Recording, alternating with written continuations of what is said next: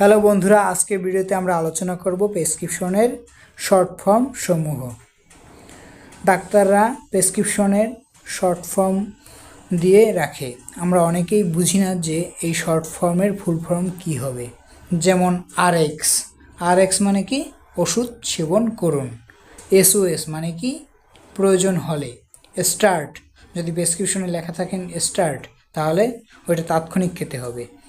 আর পিসি মানে খাওয়ার পরে, এসি মানে খাওয়ার আগে।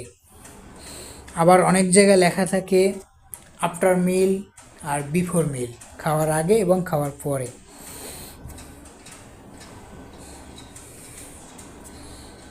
ওডি মানে কি দিনে একবার, আর বিডি মানে হচ্ছে দিনে 2 বার। টিডিএস মানে কি দিনে 3 বার। কিউআইডি মানে হচ্ছে দিনে 4 বার।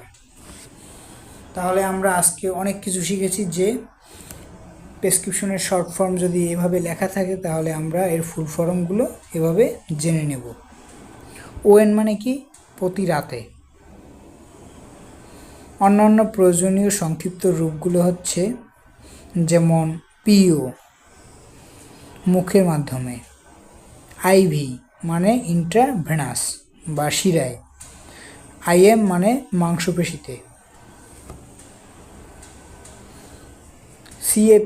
সিএপি দিয়ে বোঝায় ক্যাপসুল, আর টিএবি দিয়ে বোঝায় ট্যাবলেট।